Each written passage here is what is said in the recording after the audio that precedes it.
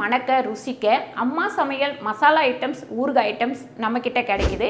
நீங்கள் கீழே வந்து நம்பர் கொடுக்குறேன், நம்பரில் காண்டாக்ட் பண்ணுங்கள். வணக்கம், நான் உங்கள் அம்மா சமையல் மீனாட்சி. இன்றைக்கி நம்ம கத்திரிக்காய் முருங்கைக்காய் பூண்டு வதக்கல் தான் பண்ண போகிறோம். நம்ம வந்து மொத்தமாக சமைக்கும் போது பார்த்திங்கன்னா 4-5 பொரியல் குழம்பு இந்த மாதிரியெல்லாம் வச்சு காமிச்சிருக்கோம். இப்போ புதுசாக சமைக்க ஆரம்பிக்கிறீங்க அப்படின்னாக்கா அவங்களுக்கு ஒவ்வொரு ஐட்டமாக சொன்னால் நல்லாயிருக்கும் அப்படின்றதுனால நான் வந்து டிஃப்ரெண்ட்டாக ஒவ்வொரு ஐட்டமாக போடலாம் அப்படின்ட்டு இருக்கிறேன். சிங்கிளாக போடும்போது உங்களுக்கு வந்து ஈஸியாக பார்த்து செய்யறதுக்கும் ஈஸியாக இருக்கும். வாங்க நம்ம வதக்கல் எப்படி பண்ணுறதுன்னு பார்க்கலாம். ஒரு 3 ஸ்பூன் அளவுக்கு எண்ணெய் போட்டுக்கலாம். இப்போ நான் பெரிய பூண்டாக 2 பூண்டு உரித்து வச்சுருக்கேன். இதை நல்லா தட்டி எடுத்துக்கலாம். பாருங்க, 1/4 டீஸ்பூன் உளுந்து சேர்த்துக்கலாம். இதில் 1/4 டீஸ்பூன் கடுகு சேர்த்துக்கலாம். இப்போ நம்ம தட்டி வச்சுருக்கிற இந்த பூண்டை சேர்த்துக்கலாம் இதில். அதுக்கப்புறம் கொஞ்சமாக கருவேப்பிலை சேர்த்துக்கலாம். ஒரு 3/4 ஸ்பூன் அளவுக்கு உப்பு சேர்த்துக்கலாம். நான் ஒரு 4 தக்காளி நறுக்கி வச்சுருக்கேன், அதை அப்படியே சேர்த்துக்கலாம். தக்காளி வதங்கிட்டு இருக்கும் போதே கத்திரிக்காவை கட் பண்ணி எடுத்துக்கலாம். இந்த மாதிரி நீட்டாக கட் பண்ணிக்கோங்க. நம்ம முருங்கைக்காய் ஆல்ரெடி கட் பண்ணி தண்ணியில் போட்டு வச்சுருக்கோம்.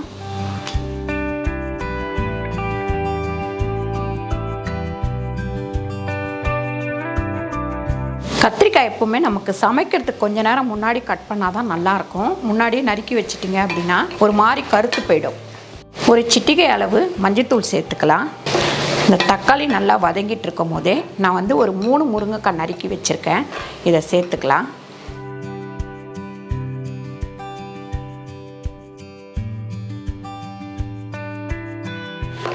இந்த மாதிரி வதங்கிட்டு இருக்கும் போதே நறுக்கி வச்சுருக்கேன் இந்த கத்திரிக்காயையும் சேர்த்துக்கலாம்.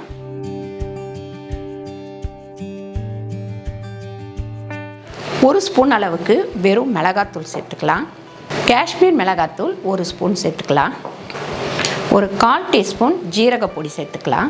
இதெல்லாம் சேர்த்ததுக்கப்புறம் நல்லா கொஞ்சம் வதக்கி விட்டுக்கலாம். இதில் தண்ணி நிறைய ஊற்றக்கூடாது, கொஞ்சமாக இந்த மாதிரி இவ்வளோண்டு ஊற்றினா போதும். ஏன்னா கத்திரிக்காவும் முருங்கைக்காவும் வேகிறதுக்காக தான். இந்த தக்காளியில் தண்ணி இருக்கும், அதுவே வந்து இது வேகிறதுக்கு கரெக்டாக இருக்கும். இப்போ மூடி வச்சுட்டு சிம்மில் வச்சிடலாம். ஒரு 10 நிமிஷம் சிம்மில் வச்சுட்டு நடுப்புற நம்ம கிண்டி விட்டுக்கணும். பாருங்கள், இந்த மாதிரி நம்ம ஓப்பன் பண்ணி கொஞ்சம் கிண்டி விட்டுக்கணும். பாருங்கள், தண்ணி வந்து கொஞ்சம் தான் நம்ம ஊற்றணும். இந்த மாதிரி நல்லா வெந்துருச்சு பாருங்கள். இப்போ இது வந்து ரெடி ஆயிடுச்சு. எடுத்து ஒரு பாத்திரத்தில் போட்டுக்கலாம்.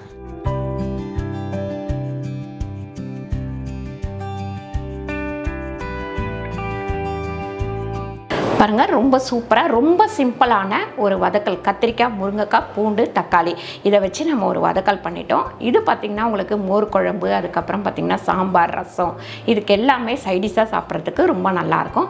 கண்டிப்பாக ட்ரை பண்ணி பாருங்கள். ட்ரை பண்ணி பார்த்துட்டு கமெண்ட்டில் சொல்லுங்கள் எப்படி இருந்தது அப்படின்னு சொல்லிட்டு. இந்த வீடியோ உங்களுக்கு பிடிச்சிருந்தால் லைக் பண்ணுங்கள், ஷேர் பண்ணுங்கள், சப்ஸ்கிரைப் பண்ணுங்கள், ஃபேஸ்புக்கில் ஷேர் பண்ணுங்கள், மறக்காமல் கமெண்ட் பண்ணுங்கள். நன்றி, வணக்கம்.